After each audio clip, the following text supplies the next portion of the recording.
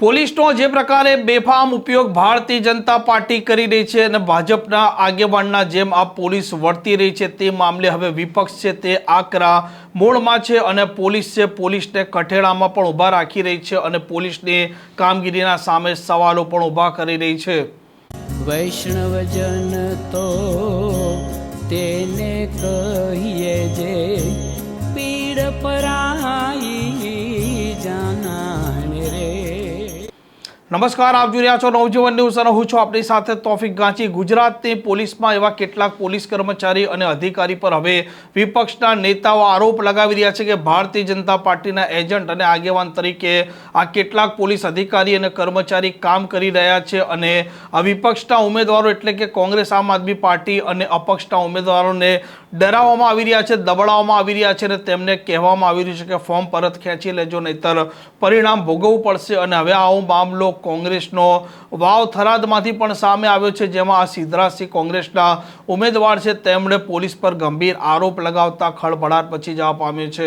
જો સરકારનો હાથો બન્યા તો આ ચૂંટણી પછી તમે જો ને અમે જો તમારે અડ્ડાના હપ્તા લેવા દે, તમારે ટેક્સના હપ્તા લેવા દે, તમારે ડીએમઓની સંપત્તિ બનાવી દે, પછી અમે તમે જો પ્રજાને હેરાન કરવાનું કાર્ય ક્યારે કોઈ દિવસ જો પોલીસ તંત્રએ કર્યું તો એની સામે કોંગ્રેસના આગેવાનો છાતી ઠોકીને એમની સામે લડવા માટે તૈયાર। તમે જિગ્નેશ મેવાણીને દબાવી શકવાનો પ્રયત્ન કરો, તમે કોંગ્રેસના આગેવાનો દબાવવાનો પ્રયત્ન કરો, એ ક્યારે આ બનાસકાંઠાની વાવ થરાદની ધરતી કોઈ દાડો સ્વીકારે નહીં। આ વાવ અને થરાદની ધરતીની અંદર તો પ્રેમ, ભાઈચારો, સમાન, એકબીજાની માટે ભાવના એ પસંદ કરે છે। ઓય ધોણીધર ભગવાન બેઠા છે, ઓય ગેળાવાળા હનુમાન દાદા બેઠો છે, અંબાજી માં એ આ બનાસકાંઠાની રક્ષા કરે છે। ત્યારે ભાઈચારો, પ્રેમની ભાવના એ આપણા બનાસકાંઠા અને વાવ થરાદની જનતાનો છે કે કોઈ દિવસ આપણે હોય કોક દાડો કોકે કોઈ ખોટું કર્યું હોય ને, કોઈ એવો મોટો બનાવ બની જાય ને તો કે એમ કે એના ઘરનું પાણી ના પીવાય।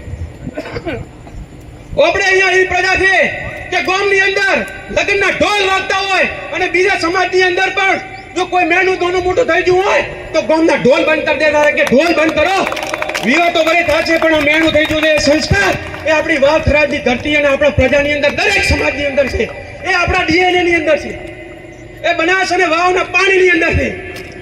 અને એના માટે કરીને કહું છું કે આ વખતે ભાજપને એવો તમાચો મારો કે અમને 2027 ની અંદર બીક આવી દુએ